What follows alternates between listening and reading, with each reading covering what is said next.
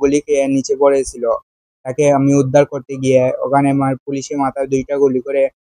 জুলাই অভ্যুত্থানে দেশ স্বৈরাচার মুক্ত হয়েছে, শেষ হয়েছে যুদ্ধ। কিন্তু সবার যুদ্ধ শেষ হলেও রায়হানের যুদ্ধ এখনো থামেনি। মাথায় 2টি গুলির আঘাতে মস্তিষ্ক মারাত্মক জখম হয় তার। উন্নত চিকিৎসার অভাবে জীবন যুদ্ধে পিছু হটছে সে। এখানে আমার এক ভাই আহত হয়, গুলি খেয়ে নিচে পড়েছিল। তাকে আমি উদ্ধার করতে গিয়ে ওখানে আমার পুলিশের মাথায় 2টা গুলি করে আহত করে দেয়। এখন আমার 2 পা প্যারালাইজ রয়েছে। আমি ডান হাত 2 পা প্যারালাইজ। আমি হাঁটতে পারি না, বসতে পারি না। আমাকে উঠিয়ে বসাতে লাগে। আমি ভাত খেতে পারি না। আর অসুবিধা হয়, অনেক অসুবিধা হয়। ছাত্র জনতার আন্দোলনের একেবারে শেষ মুহূর্তে 5 আগস্ট বিকেল 4টার দিকে সিলেটের চণ্ডীপুল এলাকায় পুলিশের গুলিতে আহত হয় এসএসসি পরীক্ষার্থী রায়হান। মাথায় 2টি গুলি লাগায় মস্তিষ্ক মারাত্মক ক্ষতিগ্রস্ত হয়।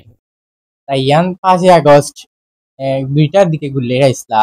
গুলি খাওয়ার পর তানোর মেডিকেল হসপিটাল বাড়ি পাক্কা 1 বছর হয়ে গেছে পর্যন্ত। আমার ছেলে এখন পর্যন্ত 1 হাত 1 পাও বেছে খাড়া হইতে পারেন না। মাথাত গুল্লি খাইছেন, মাথার মাঝে সমস্যা করে, যেগুলা বেদনা উঠে সিকিউর দিয়ে আপনার সিএমএসও আসলা, তারা ডাক্তার হলে 26 দিয়া টানবে সুস্থতা করেন, বেদনা টামান। এর প্রভাব পড়ে সারা শরীরে। 1 হাত এবং কোমর থেকে 2 পা অবশ হয়ে গেছে। জুলাইয়ের পর 2 পায়ে ভর দিয়ে উঠে আর দেখা হয়নি লড়াইয়ে পাওয়া নতুন বাংলাদেশ। তার সহযোদ্ধারা জানালেন রায়হানের বীরত্বের কথা এবং সহমর্মিতা জ্ঞাপন করলেন। দীর্ঘদিন ধরে সে অসুস্থ এবং সে গতকালকে সিলেটে আসছে নিউরো হসপিটাল থেকে চিকিৎসাধীন অবস্থায়।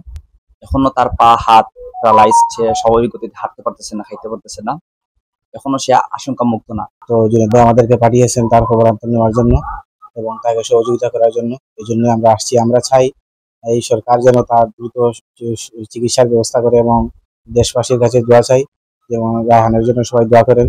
তার উন্নত চিকিৎসাটা সুনিশ্চিত করার জন্য ইন্টারন্যাশনাল গভর্নমেন্টের কাছে জোর দাবি জানাচ্ছি, তার যত দ্রুত সম্ভব উন্নত চিকিৎসাটা যেন সুনিশ্চিত করা হয়। সরকারের নিকট আমাদের একটাই চাওয়া, রায়হানের মতো যারা দীর্ঘদিন যাবৎ শয্যাশায়ী, যারা এখনো সুস্থ হয়ে উঠে নাই, তাদেরকে যাতে দ্রুত সময়ের মধ্যে যাতে দেশের বাহিরে প্রেরণ করে তাদের যাতে সুচিকিৎসা নিশ্চিত করা হয়।